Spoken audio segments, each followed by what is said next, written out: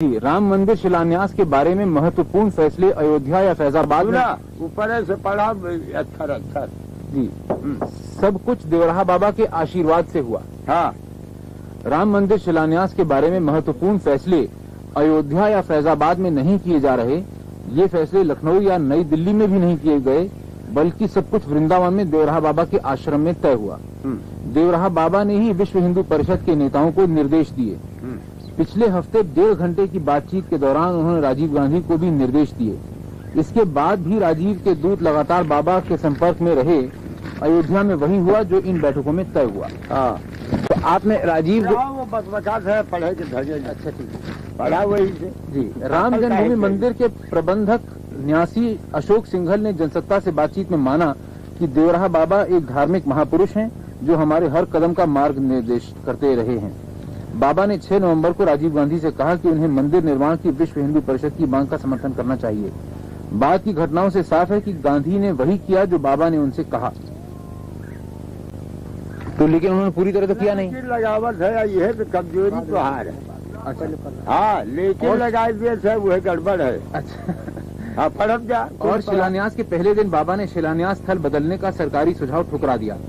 वैसे विश्व हिंदू परिषद के कुछ नेता भी इसके लिए तैयार हो गए थे। सरकार शिलान्यास स्थल को प्लाट नंबर 587 में स्थानांतरित करना चाहती थी। इस जगह पर कोई विवाद नहीं है। यह जगह मूल स्थल से कोई 7 गज दूर है।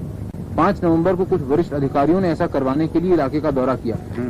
प्लॉट रामकृपाल दास के पास लीज पर था। उन्होंने मंदिर के लिए अपनी जमीन देने की पेशकश की थी। वहाँ एक नहान घर और एक दीवार बनी हुई थी जिसे शिलान्यास की जगह बनाने के लिए तोड़ा जा चुका था। 6 नवंबर को राज्य सरकार ने हाईकोर्ट में अर्जी देकर पूछा कि क्या प्लॉट नंबर 586 विवादास्पद जमीन में आता है।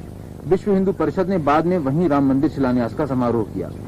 अगले दिन यानी 7 नवंबर को अदालत ने साफ किया कि यह प्लॉट विवादास्पद जमीन में आता है। सरकार को अगर इस प्लॉट की वही स्थिति का पता था तो उसे बात अदालत से पूछी ही क्यों।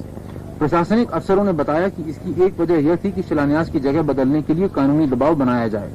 अगर विश्व हिंदू परिषद इसके लिए तैयार हो जाती तो कोई समस्या ही नहीं थी। शिलान्यास, महायज्ञ और शिलान्यास भी गैर विवादास्पद जमीन पर आराम से संपन्न हो जाते और बाबरी मस्जिद एक्शन कमेटी को भी उस जगह पर शिलान्यास करने में कोई एतराज नहीं होता।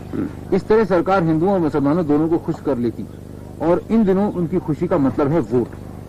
इस सरकारी पेशकश से विश्व हिंदू परिषद के नेता बंट गए थे। इस बारे में परिषद और सरकार के बीच बातचीत आगे बढ़ने के साथ ही बाबा ने अशोक सिंघल और पूर्व पुलिस महानिरीक्षक SC दीक्षित से वृंदावन आकर उनसे मिलने को कहा। श्री दीक्षित वहां गए। श्री सिंघल कहते हैं, देवराहा बाबा ने साफ साफ कहा कि हमें शिलान्यास तय जगह पर ही करना चाहिए।